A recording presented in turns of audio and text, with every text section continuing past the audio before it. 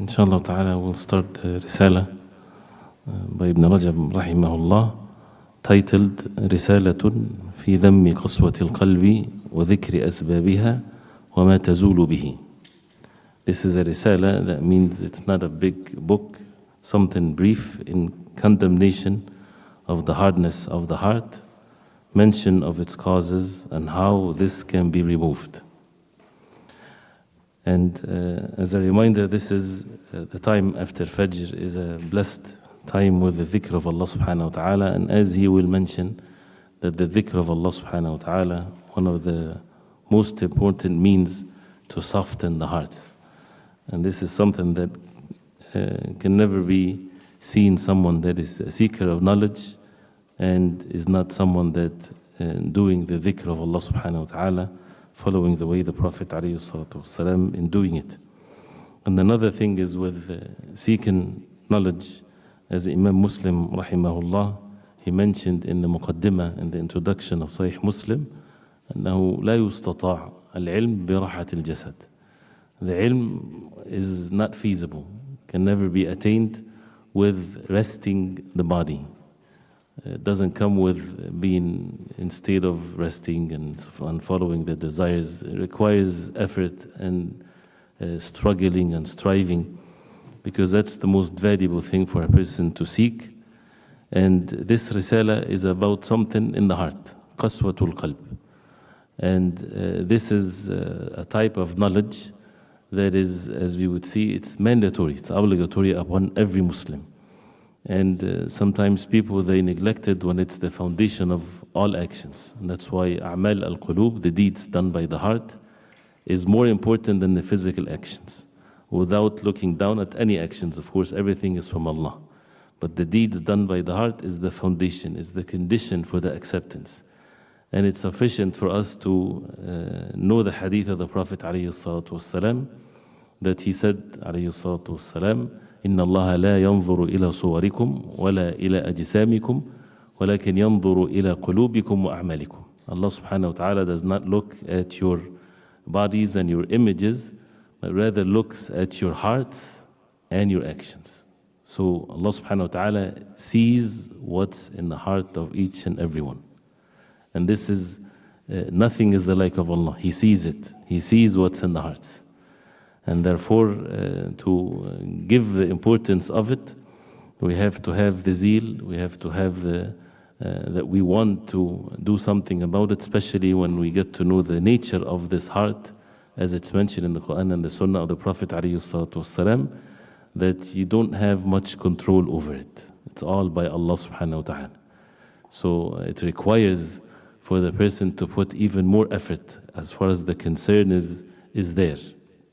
And also physical efforts.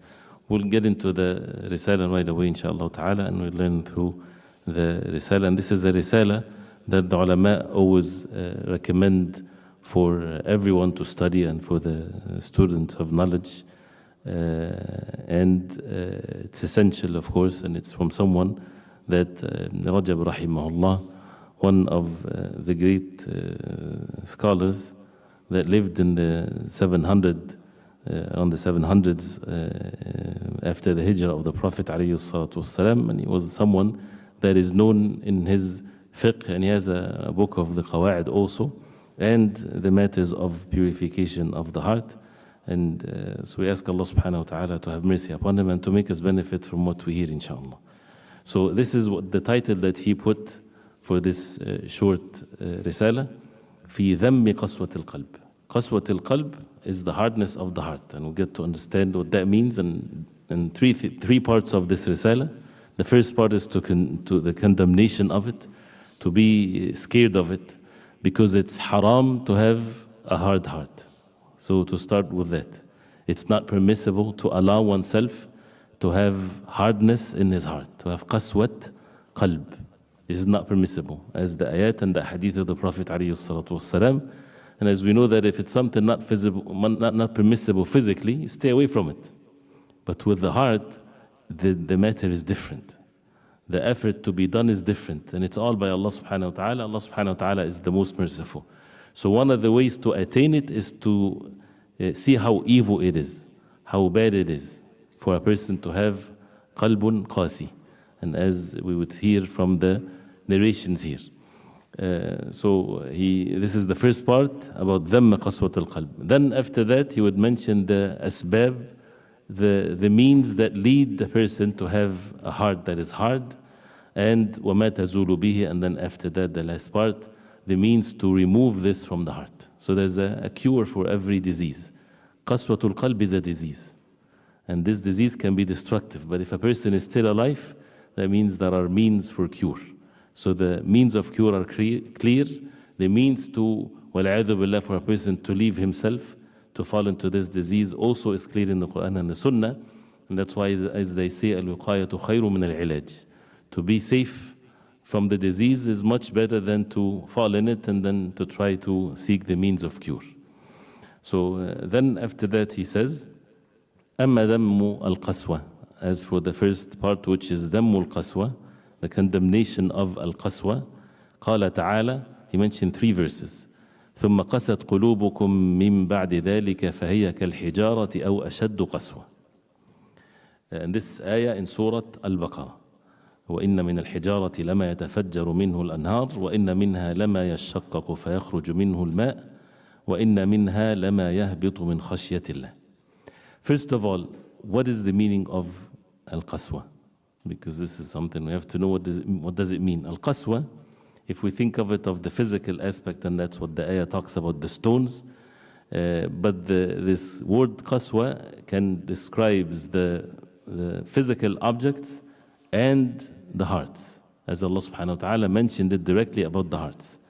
So the meaning that brings these things together, when Allah subhanahu wa ta'ala said about the hearts of the people of Bani Israel, after they saw the clear ayat from Allah, clear ayat, miraculous thing, they saw it from Allah subhanahu wa ta'ala, and they still disobeyed Allah subhanahu wa ta'ala and rebelled against the commands of Allah.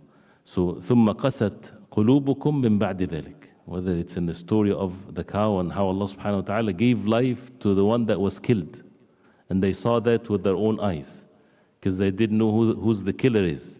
And they went to Musa alayhi salam, because he's a prophet of Allah, to seek help from Allah, for them to see who's the one that killed, the one that was killed. And the story of the Baqarah, and he ordered to kill a cow. At the end of the story is that Allah subhanahu wa ta'ala gave life to that deceased, and he mentioned the name of the killer. So there's no more evidence clearer than this. So they saw this and many other miracles that they saw, and still they rebelled against the commands of Allah. So ثُمَّ قَسَتْ قُلُوبُكُم مِّن بَعْدِ ذَلِكَ. Your hearts became hard afterwards as a punishment from Allah. This is a punishment from Allah. فَهِيَ كَالْحِجَارَةِ أَوْ أَشَدُّ قَسْوَةً. These hearts became like stones, or even أشد قسوة, or even much hard than the stones, harder than the stones. What does the stone, when it comes to the hardness of the stone, it stays in one state. It doesn't change. And that's basically what qasawatul qalb is. That the heart that refuses to change, does not change from one state to the other. And the wahy from Allah, the commands of Allah, are supposed to change the heart. Change the heart to make the person exalt the commands of Allah. For the heart to have the fear of Allah. This is change in the heart. This is ubudiyya, act of obedience to Allah that is done by the heart. To have the hope for the rewards from Allah. To love Allah subhanahu wa ta'ala. To have sincerity of intentions. To be pleased with Allah. To have sabr and so on. All of these things is like when you're making physical ibadah, standing and making ruku' and making sujood. Imagine someone that is stiff, does not move whatsoever. He's not able to move in any directions or any position.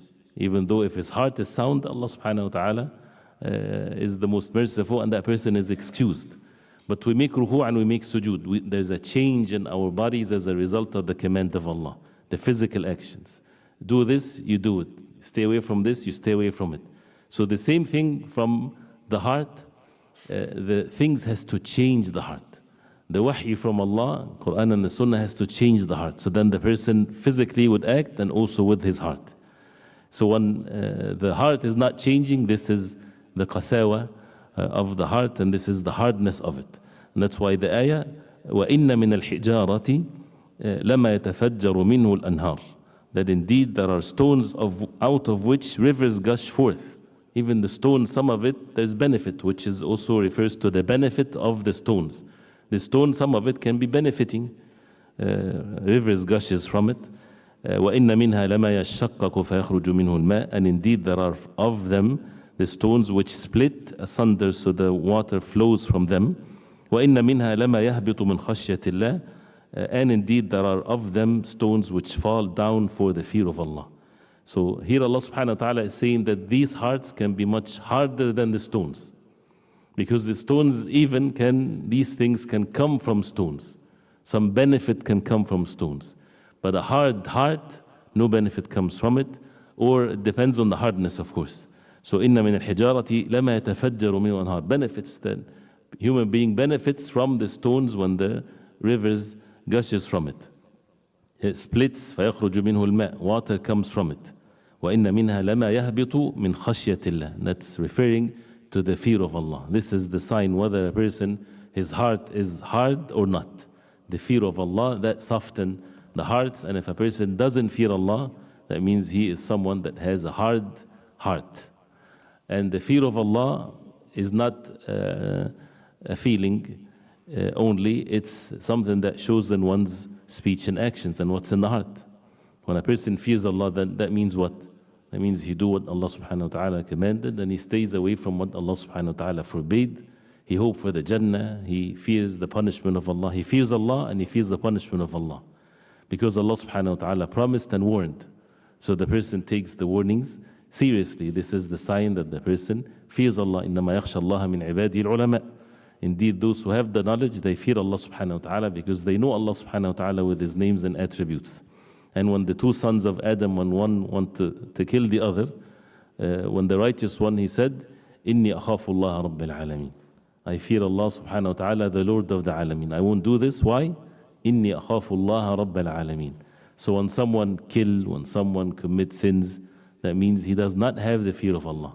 And this is, as it's going to be mentioned, the sign of the heart being hard. So, but at least here we know that this is something from the ayah. It shows that it's haram to have a hard heart. وقال تعالى, the second ayah, ألم يأن للذين آمنوا أن تخشع قلوبهم لذكر الله وما نزل من الحق ولا يكونوا كالذين أوتوا الكتاب من قبل فطال عليهم الأمد فقست قلوبهم. Which means, has not the time come for the hearts of those who believe to be affected by Allah's reminder and that which has been revealed of the truth, and let them not be like those who were given the scripture before and a long period passed over them, so their hearts hardened. So Allah subhanahu wa ta'ala is warning the believers, this ummah, warning them not to imitate the ways of the people of the book before. This is what happened to them. Their hearts became hard. And as a result of that, they didn't follow the truth. They altered the truth, they would hide the truth, they would commit sins, and they stayed away from the commands of Allah. So Allah subhanahu wa ta'ala is warning this ummah not to imitate them. And النهي عن التشبيه, التشبه بالكفار and أهل الكتاب, this is very well known, that we are forbidden to imitate. And the imitation is physical imitation and also what's in the hearts. Many people, they think it's only the physical one. But the physical imitation of the disbelievers causes the heart to imitate them. So this goes both ways. من تشبه بقوم فهو منهم. Whoever imitates people, he is one of them.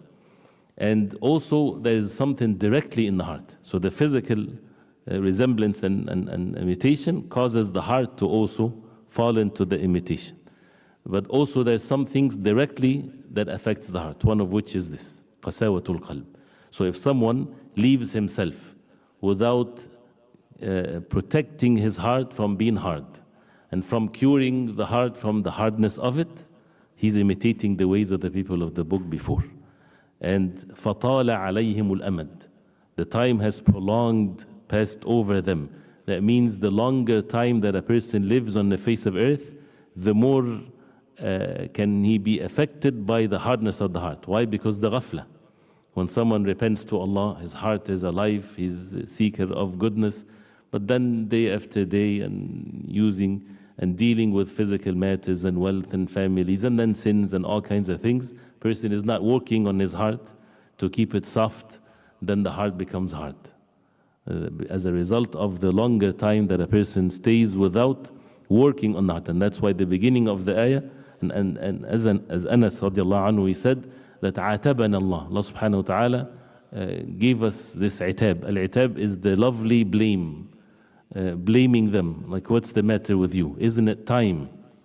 Has not the time comes لِلَّذِينَ آمَنُوا, for the believers, أَن تَخْشَعَ قُلُوبُهُمْ لِذِكْرِ اللَّهِ, that their hearts will have khushu' to the remembrance of Allah. And he said this was after only 4 years. And this is the Sahaba radiallahu anhum. And Allah subhanahu wa ta'ala istabta'a qulub al-Sahaba. As some said, istabta' from al-but' when something is delayed or it's going slowly. Allah subhanahu wa ta'ala was, what's istabta'? He mentioned that the hearts of the Sahaba was not fast enough, was coming to Allah subhanahu wa ta'ala slowly, in which it's supposed to be وَسَارِعُوا إِلَى مَغْفِرَةٍ مِّن رَبِّكُمْ, be in haste, سَابِقُوا, race with one another. So when he اسْتَبْطَأَ قُلُوبِ الصَّحَابَةِ عَاتَبَهُمْ بِهَذِهِ الْآيَةِ. He saw that the hearts are not going fast enough, the hearts, not physical race. When the hearts were not going fast enough, he blamed them. He revealed this ayah, isn't it time for the believers? For what? أَن تَخْشَعَ قُلُوبُهُمْ. This is the softness of the heart, for the heart to have khushu'. And the khushu' is when something on the earth, when the earth have khushu', that means it's soft, that means it's easy to walk on, different than the hijara.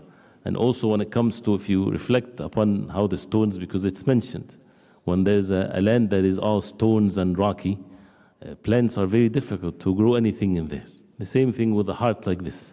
And how many times in the Quran the ayat talks about how the Quran is like the rain to the land, and it's rain to the hearts, and the heart grows from it all kinds of good things, matters of belief and actions and so on. So when the heart is hard, no benefits comes from it. The ayat of the Quran doesn't get into the heart, does not affect the heart like the barren land when a person is not taking care of it. And you can go on with and it's a good thing to reflect and to keep going with it. And Ibn al-Qayyim rahimahullah mentioned beautiful meanings in this. Even when you look at how I'm not going to get into the details of that because we need to finish, but even when you have a piece of land that you're farming or you're taking care of it, you just don't put the seed and that's the end of it. You have to keep on working on it. And you have to remove the weeds, and you have to put things in it, and you have to keep on working on it. And after all of that, you sit and wait for Allah subhanahu wa ta'ala to bring the benefits from it. You don't make the zara itself. فَرَأَيْتُمْ مَا تَحْرُثُونَ أَنْتُمْ تَزْرَعُونَهُ أَمْ نَحْنُ الزَّارِعُونَ. Do you see what you're planting? Is it you that you're making the zara, planting it? No, Allah subhanahu wa ta'ala.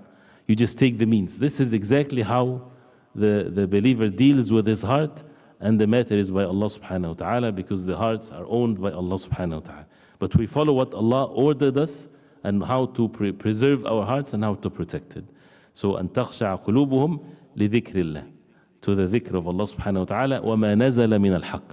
خشوع القلب is when the haqq is revealed, is to humble oneself to the haqq, not to reject it, والعياذ بالله, not to oppose it with one's reason, not to, how am I going to do it? This is too difficult for me. Things like this. But rather to submit oneself to the words of Allah subhanahu wa ta'ala, to the deen of Allah.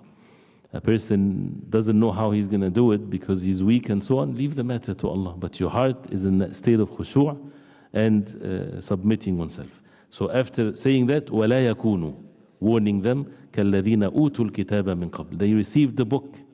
And this is one of the means for the heart to be hard. That means they knew the truth and they turned away from it. فَطَالَ عَلَيْهِمُ الْأَمَدُ فَقَسَتْ قُلُوبُهُم. The third ayah, فَوَيْلٌ لِلْقَاسِيَةِ قُلُوبُهُم مِّن ذِكْرِ اللَّهِ أُولَٰئِكَ فِي ضَلَالٍ مُّبِينٍ. This is in Surah Az-Zumar. فَوَيْلٌ لِلْقَاسِيَةِ قُلُوبُهُم مِّن ذِكْرِ اللَّهِ أُولَٰئِكَ فِي ضَلَالٍ مُّبِينٍ. So woe to those whose hearts are hardened against remembrance of Allah.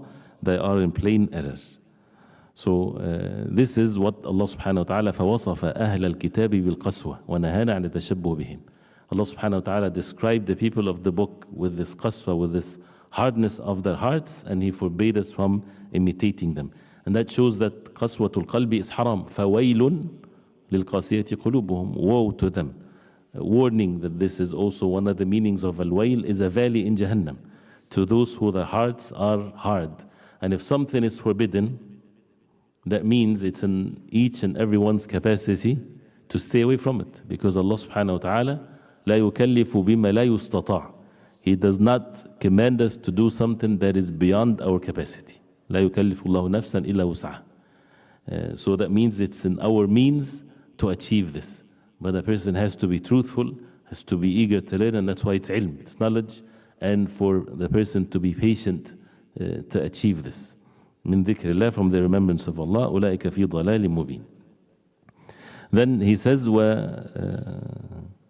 وفي مسند البزار عن أنس عن النبي صلى الله عليه وسلم قال 4 من الشقاء جمود العين وقساوة القلب وطول الأمل والحرص على الدنيا. He mentions here 2 hadith. They're both not weak. They're not authentic. They're weak hadith. And he even mentioned Rajib rahimahullah, he mentioned that this hadith وذكره ابن الجوزي في الموضوعات, that Ibn al-Jawzi, he mentioned it in the mawdu'at, that means in the book of mawdu'at, the fabricated hadith. من طريق أبي داود النخعي الكذاب. One of the narrators, he is known to be a liar. Abu Dawud al-Nakhai. عن إسحاق ibn Abdullah ibn Abi Talha عن أنس. So the hadith is weak, and it's actually not mawdu', but it's weak. So why would he mention the hadith when it's weak? Because the meaning is correct. The meaning of it is correct, and this is one of the ways of the ulama of as-salaf. They would include weak hadith in their books. Instead of writing it himself, he would put a weak hadith, but the meaning of it is correct, is according to the other text and other evidences. And this is that particular narration. Maybe someone else will come with different narration that would authenticate it.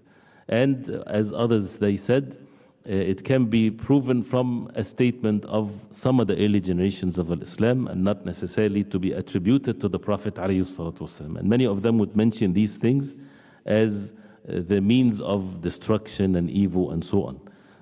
One is Jumud al-Ain.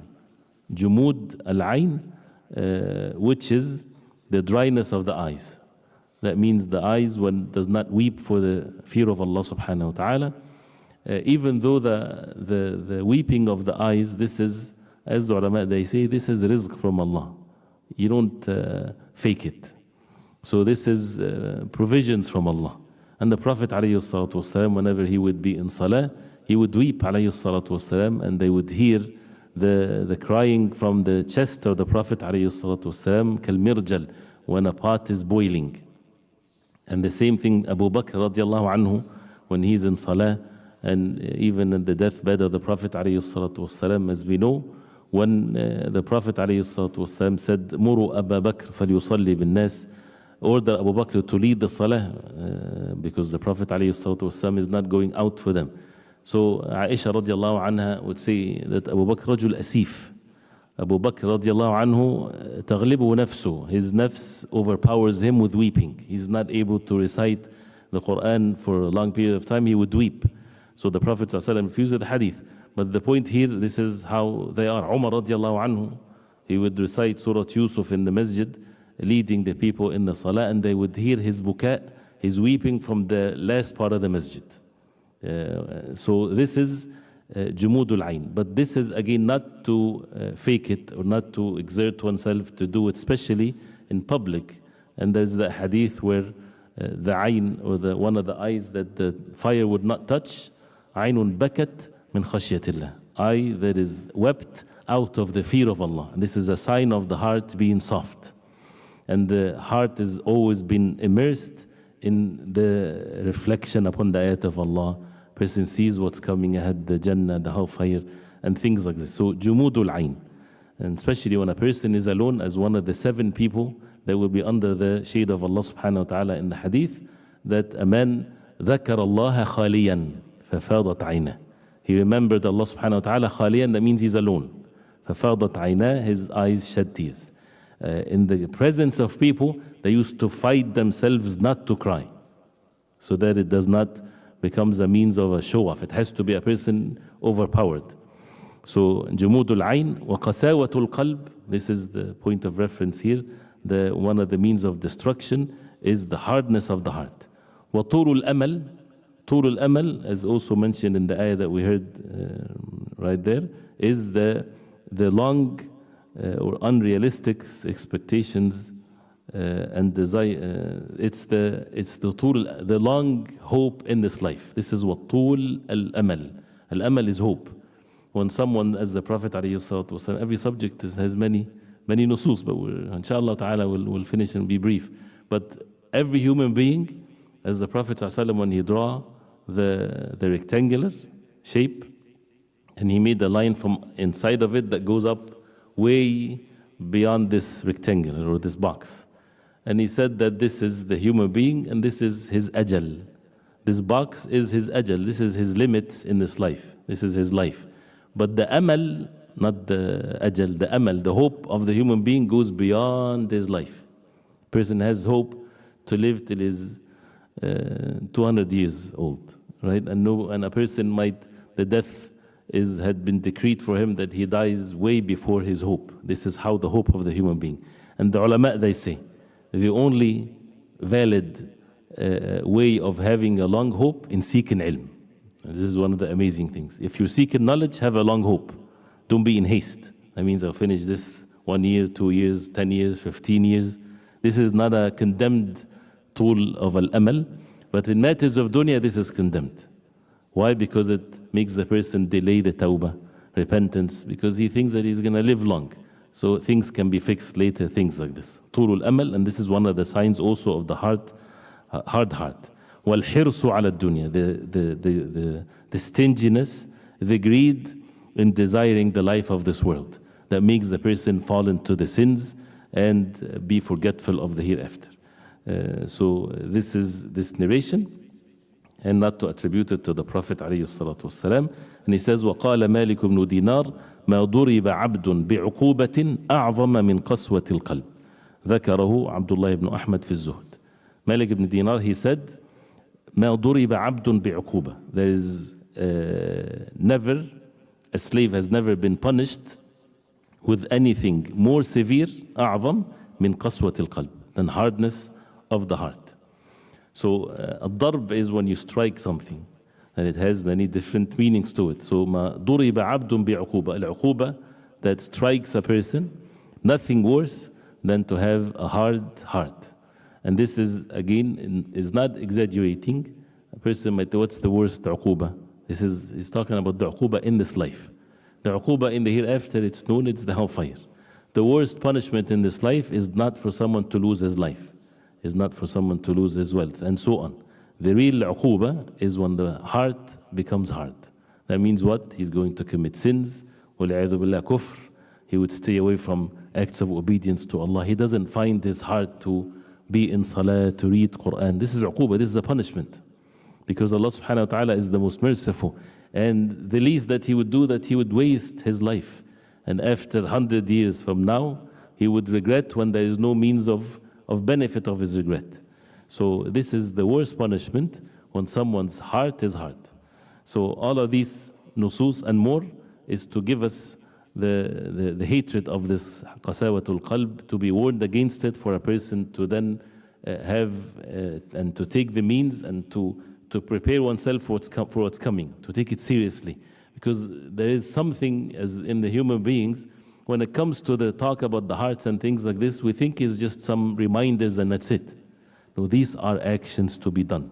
These requires for us to make decisions and to move our hearts and to implement certain things, but it takes time. And that's why it needs to have the constant reminder. وقال حذيفة المرعشي ما أصيب أحد بمصيبة أعظم من قساوة قلبه رواه ابن نعيم. The same thing, no one has been afflicted with a calamity. Now this is a musiba, greater than hardness of his heart. When a human being think of all kinds of masa'ib and calamities, this is the worst of them. And to add to this, and you'd see how the Salaf even understood this life and whatever it contains because of the Quran and the Sunnah, without belittling the masa'ib, without belittling the calamities. But as one had mentioned, that if you look at the people, what ما ينوح عليه الناس, what are the people are wailing for? What is the cry of the people on the face of earth? When they lose wealth and killing and bloodshed, this is what most of the wailing and the cry of the people on the face of earth, which is valid. Well, of course, not the haram wailing, of course, right? But you would never see them having the same niwah and crying of the heart and things like this بِخَرَابِ الدِّينِ, when the deen is not established, when they see the deen is not being implemented by oneself or by others, when they see the sins are openly committed. They don't wail, they don't cry, and they say, what a musibah, what a calamity that is. So if a person wants to look at us as a ummah, what is worse for the ummah? Is the bloodshed and the oppression and all of these things, or the disobedience of Allah? The disobedience of Allah. And that's not to belittle the other thing, not to take the meaning wrong here. But this is what the real musibah is, and that's what lead to this. This is all by Allah subhanahu wa ta'ala, because of, it's not sins that are committed in the home only, in the homes, it's openly committed sins. Whether it's acts of shirk, acts of major sins, ghafla, forgetfulness, the attachment to this dunya. This is ummah Allah subhanahu wa ta'ala chose and forbade it not to imitate the ways of the people of the book before. And there's a sound hadith of the Prophet alayhi salatu wasalam, one of the signs of the hour, that the qulub becomes tushbih qulub or tusbih ka qulub al-a'ajim. Their hearts will be like the hearts of the disbelievers. The same hearts, the same concerns, the same worries, the same, and so on. And of course, it doesn't mean that we're not humans. Of course, human beings, they all have common concerns. But the shara', the deen, the wahy, fixes what's in the hearts of these diseases. So makes the real concern is to enter وَالْعِيَاذُ بِاللَّهِ the hellfire. The real concern is to be among the people of Jannah, is to fulfill the purpose of our life. And the other concerns are part of it. But this is not what the driving means in this life. So this is what he mentioned. And of course, there are more verses in the Quran that shows the qasawa of the qalb. But one of which is the shaitan also, he gets whoever he gets by the will of Allah as a result of the hardness of the heart. ليجعل ما يلقي الشيطان فتنة ليجعل ما يلقي الشيطان فتنة الذين في قلوبهم مرض والقاسية قلوبهم وما أرسلنا من رسول إلا إذا تمنى ألقى الشيطان في أمنيته فينسخ الله ما يلقي الشيطان. The ayat, that means the message of the messengers. The Prophet ﷺ would recite to the people of the Quran. What does the shaitan do when the Prophet ﷺ was reciting the Quran and there are disbelievers? Shaitan, he gets into them to make them hear the Quran differently. He wants to make them hear a distorted message. But the ayah says, لِيَجْعَلَ مَا يُلْقِي الشَّيْطَانُ فِتْنَةً. So the shaitan, he throws things in their hearts, and it's fitna, and it's a trial, and it's bad for them. لِلَّذِينَ فِي قُلُوبِهِمْ مَرَض. Two kinds of people. Those who have disease in their hearts, and those who have hard heart. So this is one of the objectives of Iblis. Once the heart becomes hard, then he is receiving all of the different things that Iblis wants from him to hear. And he's not hearing anymore, he's not affected anymore by the haqq, by the truth, by the Quran. He becomes one of the soldiers, the deputies of Iblis. You see how the Quran explains the matter also. And also the ayat of فَلَوْلَا إِذْ جَاءَهُمْ بَأْسُنَا تَضَرَّعُوا وَلَكِنْ قَسَتْ قُلُوبُهُم. This is another severe warning. When Allah subhanahu wa ta'ala said that He tests the nations with difficulties, with hardship. For what reason? لَعَلَّهُمْ يَتَضَرَّعُونَ. For them to turn to Allah and with intense dua and worship of Allah and repenting to Allah. This is why there are calamities and there are oppressions and so on. For people to return to Allah subhanahu wa ta'ala with ibadah. But then فَلَوْلَا إِذْ جَاءَهُمْ بَأْسُنَا تَضَرَّعُوا وَلَكِنْ قَسَتْ قُلُوبُهُم. If these hardships came to them from Allah subhanahu wa ta'ala, if they would have tadarra'u, turned to Allah with their ibadah and their worship of Allah subhanahu wa ta'ala, but the sad reality is وَلَكِنْ قَسَتْ قُلُوبُهُم. Instead, their hearts became hard, in which it's supposed to be the opposite. So instead of seeing the signs of Allah and they repent to Allah, their hearts becomes hard. وَزَيَّنَ لَهُمُ الشَّيْطَانُ مَا كَانُوا يَعْمَلُونَ. And the shaitan adorn what they used to do. He would adorn to them, this is okay, this is good, this is a way to relieve yourself, all kinds of things. So then what happens after that? فَلَمَّا Allah subhanahu wa ta'ala, He made the matter easy for them. فَلَمَّا نَسُوا مَا ذُكِّرُوا بِهِ فَتَحْنَا عَلَيْهِمْ أَبْوَابَ كُلِّ شَيْءٍ حَتَّى إِذَا فَرِحُوا بِمَا أُوتُوا أَخَذْنَاهُمْ بَغْتَةً فَإِذَا هُمْ مُبْلِسُونَ. Something that no human being would ever think that would happen. So when they did this, they forgot what Allah reminded them with these things for. What's these things for? When they forgot it, when they become in ghafla, the hearts become hard, the punishment didn't come yet. فَتَحْنَا عَلَيْهِمْ أَبْوَابَ كُلِّ شَيْءٍ. We opened the gates of all things for them. Wealth and health and happiness, all kinds what you want, opposite to what a person might think of the siyaq or the context of the ayat. Till حَتَّى إِذَا فَرِحُوا بِمَا أُوتُوا, till they rejoice with what they received, and they would think this is now the tazyin of the shaitan. They're doing good because the shaitan is adorning this for them. أَخَذْنَاهُمْ بَغْتَةً. The punishment comes all of a sudden. And there's no return then if they die in that state. So these things to bring the fear of Allah subhanahu wa ta'ala.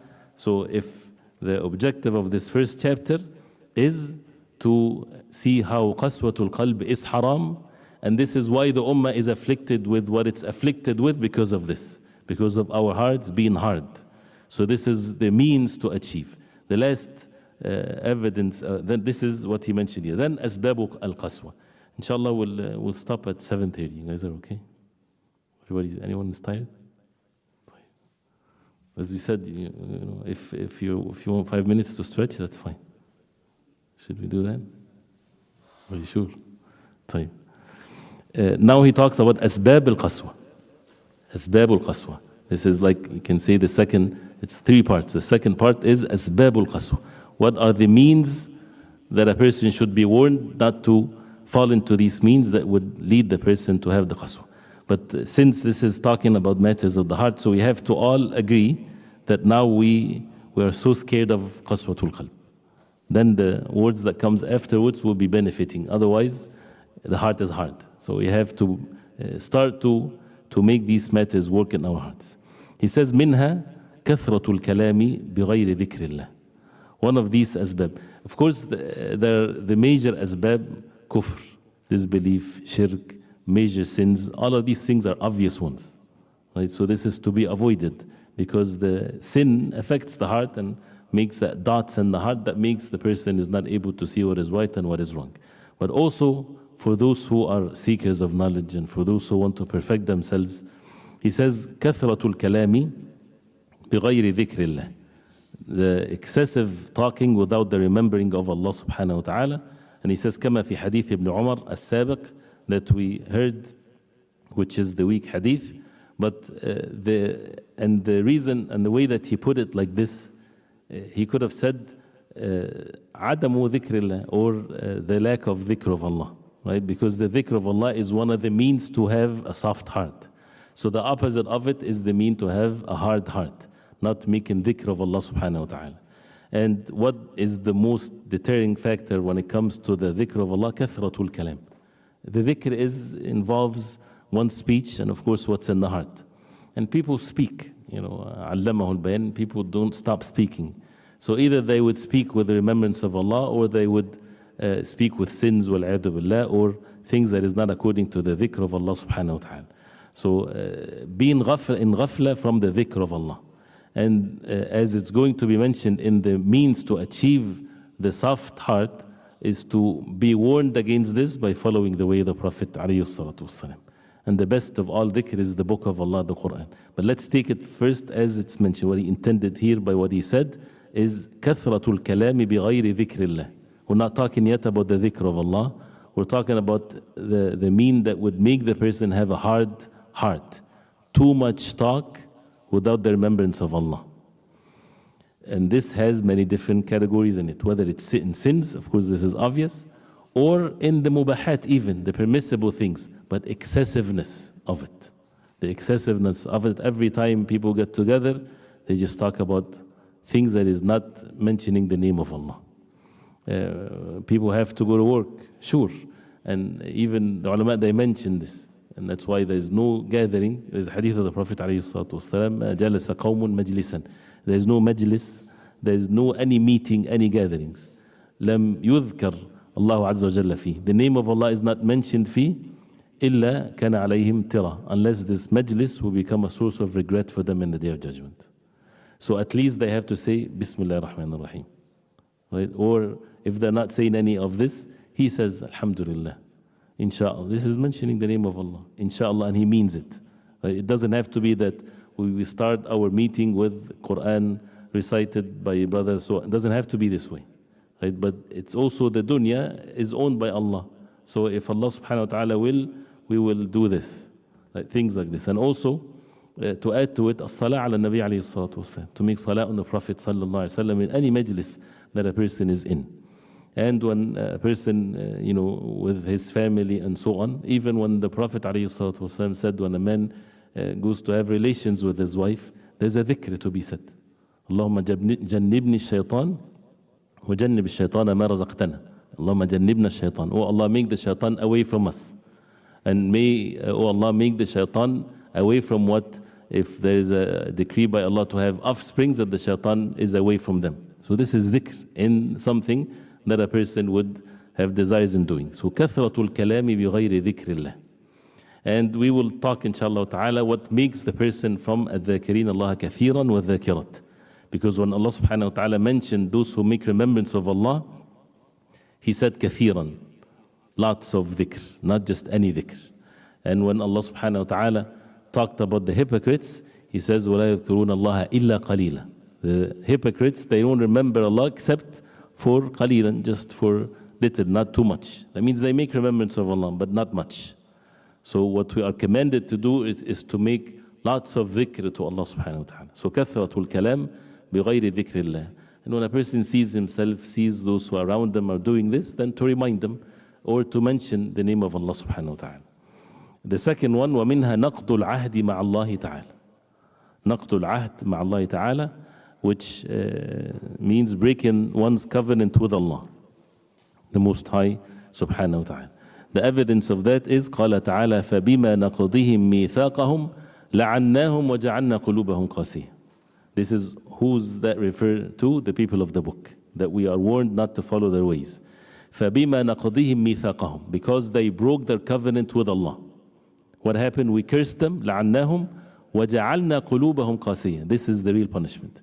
And we made their hearts hard. Why? Because فَبِمَا نَقْضِهِمْ مِيثَاقَهُمْ. When they broke the covenant between them and Allah. Is it only for them? It's the same for those who break the covenant with Allah subhanahu wa ta'ala, because the characteristics is mentioned. What is the covenant with Allah? Surah Al-Ma'idah is Surah Al-Uqud. Surah Al-Ma'idah is the surah of covenants. From the first ayah, يَا أَيُّهَا الَّذِينَ آمَنُوا أَوْفُوا بِالْعُقُودِ. O you who believe, fulfill your covenants with Allah subhanahu wa ta'ala and with the human beings. Contract between you and someone else, you have to fulfill the aqd. You have to fulfill these uqud. And of course, without having anything haram in it. So the subject of al-uqud, even with the human beings, which is of a lesser level, causes the heart to be hard. When someone does not fulfill the covenant between him and whatever he has contract with. He's hired by someone to do certain jobs, and he doesn't do it in the right way, breaking the covenant. Or having haram conditions and covenants. So to pay attention to the contracts. And it doesn't have to be written, right? And there are rules in the subject of al-uqud. And the uqud doesn't work with it that you deceive people. Doesn't work with it that you would understand it the way that you like to understand it. No, it's the understanding of both sides, and so on. But what's higher and what's the most important thing, which is, of course, the other one is part of it, is the aqd with Allah. What's the aqd with Allah that is mentioned in Surah Al-Ma'idah? Allah subhanahu wa ta'ala says in the same surah, وَاذْكُرُوا نِعْمَةَ اللَّهِ عَلَيْكُمْ وَمِيثَاقَهُ الَّذِي وَاثَقَكُمْ بِهِ إِذْ قُلْتُمْ سَمِعْنَا وَأَطَعْنَا.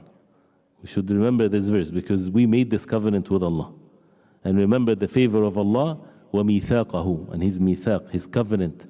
That al-mithaq is covenant with heavy oaths. الَّذِي وَاثَقَكُمْ بِهِ, that He subhanahu wa ta'ala took from you. When you said سَمِعْنَا وَأَطَعْنَا, when you said we listen and we obey.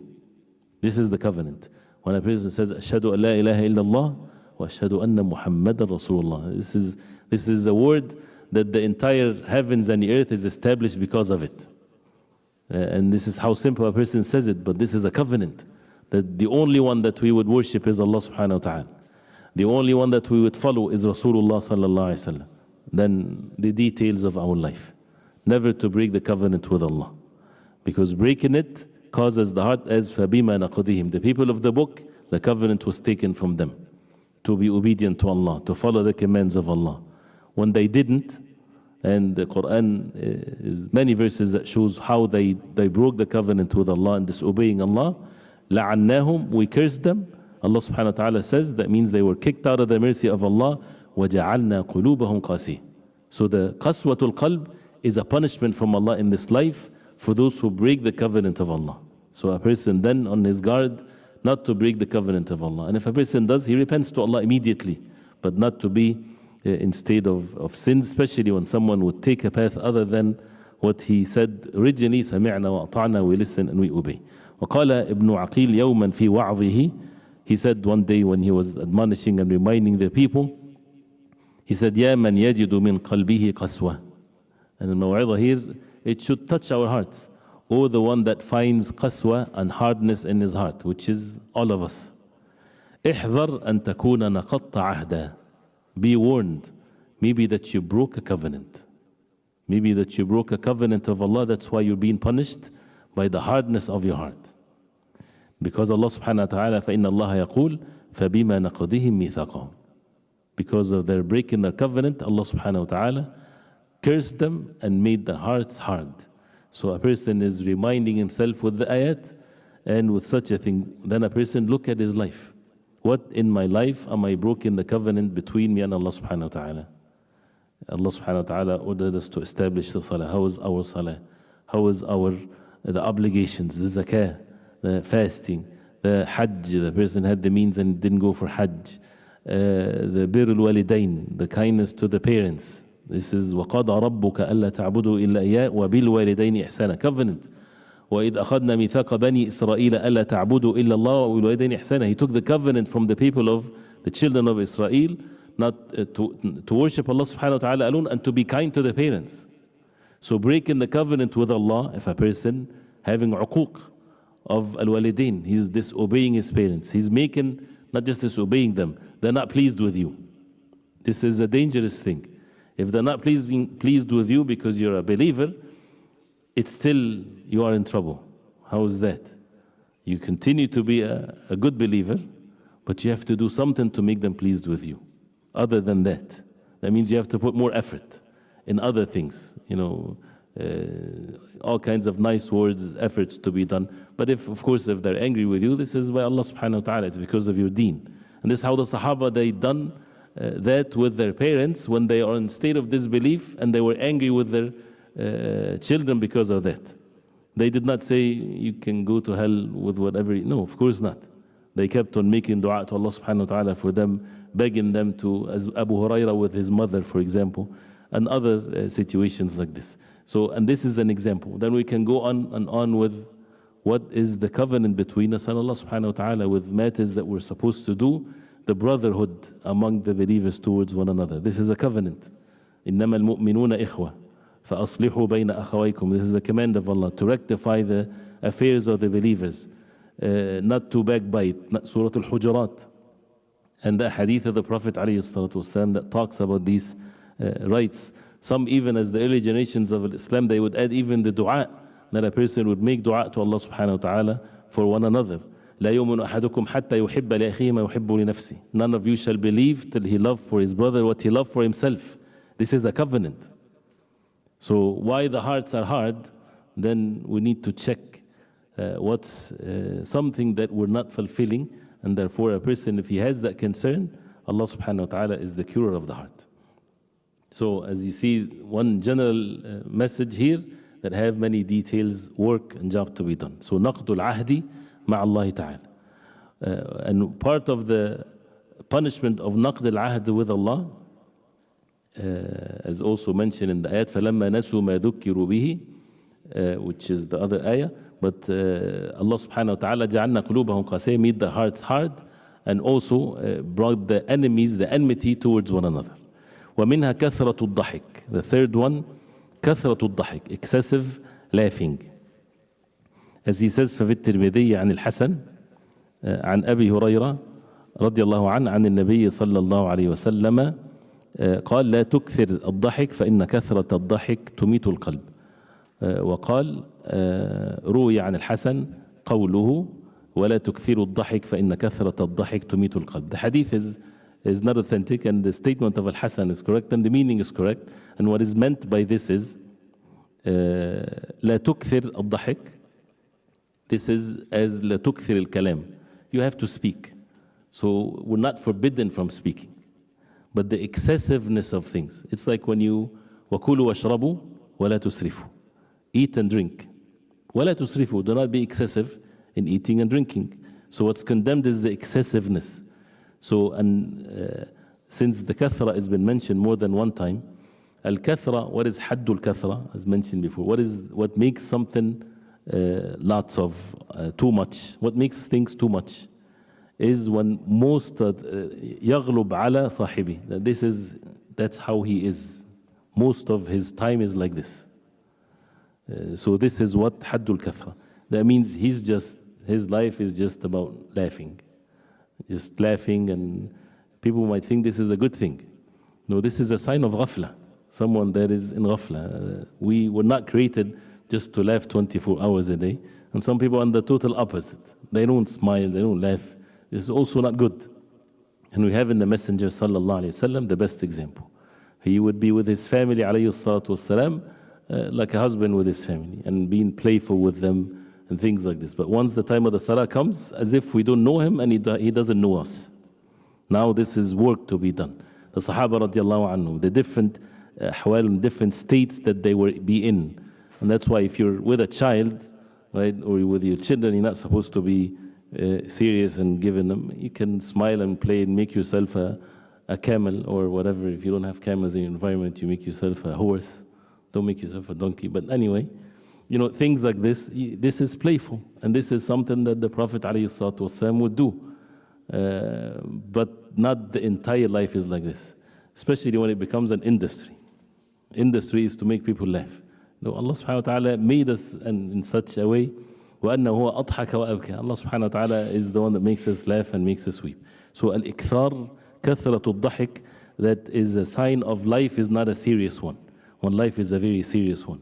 And the best people, those who enjoy life and enjoy the fun, if it's correct to call it fun times, are those who are the most serious in their life. Even from worldly perspective. When someone works very hard, when he takes a break, the day that he's off, this is a very enjoyable day for him. But someone has nothing to do in life, just going from one enjoyment to the other. He gets bored and he gets sick of it, and he can't find anything more than that. And that's why, as mentioned before with the children, may Allah forgive us, when we make them every time, everything that they want, we get for them. Everything they want to do, we make them do it. What happens? They become bored, which never this been before, in the times before. You would never find a child saying, I'm bored. So when they are being raised in the right way, their job is to play when they're young. So وخرج ابن ماجه من طريق أبي رجاء الجزري عن برد بن سنان عن مكحول عن وائل بن الأسقع عن أبي هريرة عن النبي صلى الله عليه وسلم قال رسول الله صلى الله عليه وسلم كثرة الضحك تميت القلب. The frequent excessive laughing kills the heart. And here the imata is again the qaswat of al-qalb, not the physical death. And also the narrations as far as the hadith of the Prophet ﷺ is concerned is weak, but this has been authentically proven from the early generations of Islam. And what is meant by that is the excessiveness of anything that takes the person away from the seriousness of this life. He says, ومن طريق إبراهيم بن عبد الله ابن حنين عن أبي هريرة عن النبي صلى الله عليه وسلم. ومنها كثرة الأكل ولا سيما إن كان من الشبهات أو الحرام. One of the things that causes the heart to be hard, excessive eating, especially ولا سيما from إن كان من الشبهات أو الحرام, from doubtful sources or unlawful sources. So there's two things. كثرة الأكل, excessive eating. And we have the hadith of the Prophet ﷺ. We have the ayah, وَكُلُوا وَاشْرَبُوا وَلَا تُسْرِفُوا. Eat and drink and do not be excessive. And the Prophet ﷺ, he gave us the way to do that, and that is, we don't eat unless we're hungry, and if we eat, we don't لا نشبع. We don't get ourselves full all the time. You can get yourself full once in a while, but not all the time. But if you have to, then فَثُلُثٌ لِطَعَامِي وَثُلُثٌ لِشَرَابِي وَثُلُثٌ لِنَفَسِهِ. 1/3 for the food, 1/3 for the drink, 1/3 for one's breathing. But is it in itself haram? No. And we should not forbid what Allah permitted. Right? And sometimes some individuals, this can be very difficult for them even in matters of deen. Right? So we have to be at ease with oneself and not to forbid what Allah subhanahu wa ta'ala permitted, and not to be away from eating nice food and things like this. If Allah subhanahu wa ta'ala made it easy for the person, why not? But to give sadaqah, and not to be always the concern. And this is what kathratul akl. A person wakes up in the morning, what we are going to eat today. And the sadness and the happiness and the fights and all of that is about the food. Right? So this is where it causes the heart to be hard. The food is a mean, not a goal in itself. That's why even from the tarbiyah they say sometimes, not all the time, you can have only bread for yourself, for your children. You know, not every time we eat we have to have a feast. So kathratul akl, again without forbidding what Allah permitted. But then he says, ولا سيما, especially in كان من الشبهات أو الحرام. Shubuhat is to be avoided. Haram, of course, to be avoided. And that's why if a person is being extreme in the way that he protects himself from any shubuhat and doubts when it comes to food, this is a good thing. Not al-ghuluw, that the ghuluw is good. Some ghuluw is tanattu', yes, is extreme ways of things we should avoid that. But shubuhat, doubtful matters, and we will see in the qawa'id, in the principles of fiqh, with regards to the food. But here, doubtful matters, whether it's the means to acquire the food, like the money-wise, a person's source of wealth have doubts in it, or the food itself. The food itself has valid doubts, not made-up doubts. And, of course, the haram is to avoid it completely. He says, قال بشر بن الحارث خصلتان تقسيان القلب. Two characteristics that makes the heart hard. كثرة الكلام وكثرة الأكل. ذكره أبو نعيم. The excessive talk and the excessive food. وذكر المروذي في كتاب الورع قال قلت لأبي عبد الله يعني أحمد بن حنبل. I said to Imam Ahmad بن حنبل يجد الرجل من قلبه رقة وهو شبع قال ما أرى. He says, can a man find softness in his heart when he's full, has a full stomach? He said, ما أرى, I don't see that happening. And this is, it's always mentioned when it comes to qiyamul layl or salatul tarawih. You eat too much after Maghrib, you can't stand in the salah. Why? Because the stomach is full. And once the stomach is full, nothing, all the blood is busy to take care of that. So he said, ما أرى. And again, this is the excessiveness of eating. ومنها كثرة الأكل ولا سيما إن كان من الشبهات أو الحرام. ومنها كثرة الذنوب, the excessiveness of the sins. But al-kathra fi dhunub, one sin is too much, unless a person repents to Allah subhanahu wa ta'ala from it. قال تعالى كلا بل ران على قلوبهم ما كانوا يكسبون. That means, nay, but on their hearts is the ran, covering of the sins, which they used to earn. كلا بل أن هذا الران على القلب, that's the punishment. And it's one sin after the other till the heart becomes covered. And once the heart is covered, what does that mean? The heart is not able to see what is right and what is wrong. Difficult for the person to be obedient to Allah, and this is qasawatul qalb. If it's a person repents to Allah subhanahu wa ta'ala, it's removed. And the Prophet ﷺ gave us this clear example that it's happening as he said ﷺ. And this is the hadith that he mentions here. وفي المسند والترمذي, this authentic hadith. عن أبي هريرة رضي الله عنه عن النبي صلى الله عليه وسلم قال إن المؤمن إذا أذنب كانت نكتة سوداء في قلبه. If the mu'min here, a believer, committed sin, أذنب, كانت نكتة, أو نكت في قلبه نكتة سوداء. This is the next narration. Nukta, a nukta is a very small dot or a trace, black one in the heart. فَإِن تَابَ وَنَزَعَ. This is the one sin. Has this in the heart. Do we have to see it with our own eyes? We don't have to, but this is true, because this is what the Prophet ﷺ said. فَإِن تَابَ وَنَزَعَ. And this is not metaphorical thing, this is something physically happening to the heart. Allahu A'lam. فَإِن تَابَ وَنَزَعَ. If he repents to Allah, وَنَزَعَ, removes himself from the sin, وَاسْتَغْفَرْ, the conditions of repentance. Repenting to Allah, leaving the sin, seeking forgiveness from Allah. صَقَلَ قَلْبُهُ. His heart becomes, saqal, that means becomes polished again. It's clean again. And this is the word that is used for polishing a surface. Becomes clean again. وَإِن زَادَ زَادَت. If he did not repent to Allah subhanahu wa ta'ala, now he committed a sin, and there is one nukta in the heart. In zad, if he add to it another sin, zadat, then another nukta. حتى يعلو قلبه. Till his heart is, حتى يعلو قلبه, till it covers the heart. And al-ulu is, that means it's above the heart. So till the heart is covered with it. فَذَلِكَ الرَّانِ. This is, as the Prophet ﷺ describing the ayah, this is الرَّانِ الَّذِي ذَكَرَ اللَّهُ فِي كِتَابِهِ. This is what Allah subhanahu wa ta'ala mentioned in his book. كَلَّا بَلْ رَانَ عَلَى قُلُوبِهِمْ مَا كَانُوا يَكْسِبُونَ. Covered their hearts what they used to earn. And once this is there, again as we said, this is the al-qalb al-qasi. This is what describes why people on the face of earth, if a person says, don't they know that this is wrong and they still do it? If someone claimed to be from people of knowledge, for example, or some people, they look up to him that he's from the people of knowledge, and he comes up with the craziest things, doesn't he know that this is haram and this is like this? You know, does the people of knowledge are in immunity from having a hard heart? Of course not. Allah subhanahu wa ta'ala mentioned them in the Quran. Someone is not acting upon his knowledge, may Allah subhanahu wa ta'ala protect us. And other things that we might not know, only Allah subhanahu wa ta'ala knows. As a result of that, a person would do things against the commands of Allah, and there is no explanation to it other than his heart is hard. And people would see, how can human beings would have like this?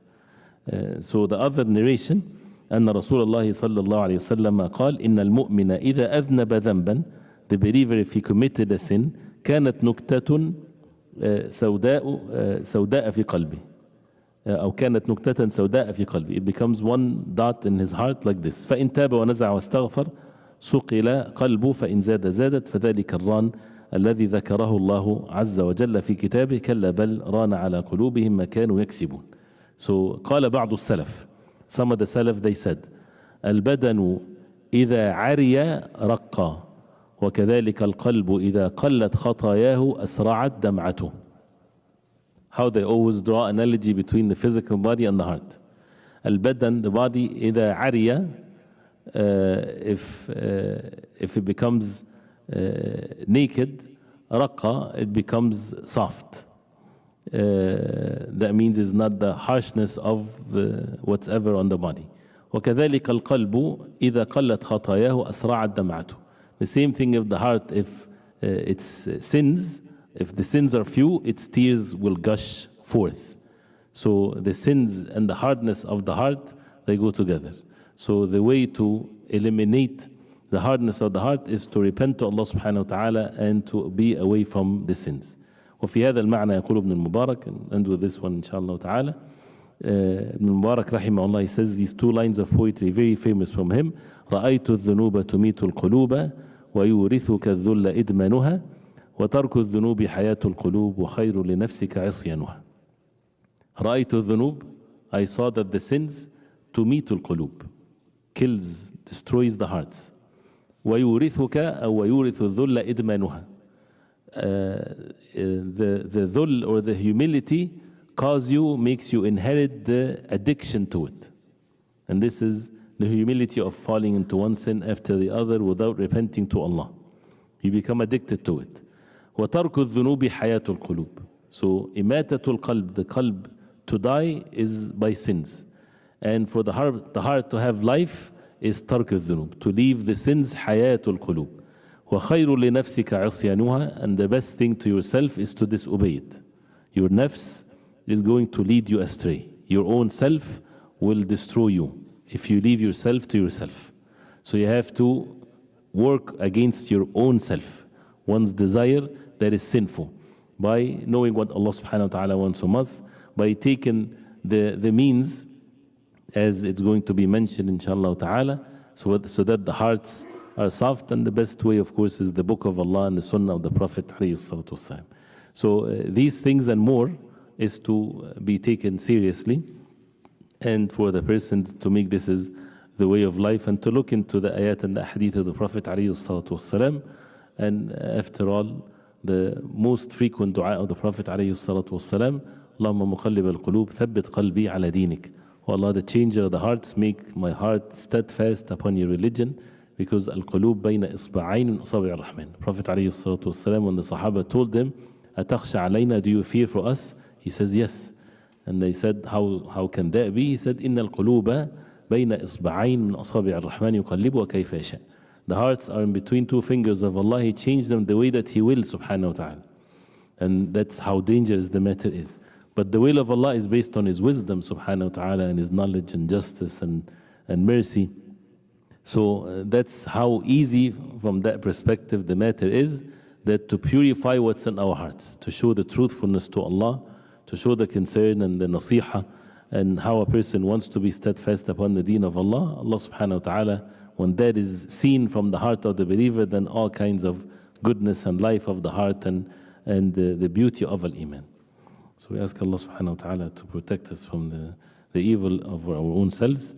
And what's left is the muzilat al-qaswa, to remove the qaswa from the heart, which has to be like we accuse ourselves and then we remove it, and this is how things should be, inshallah.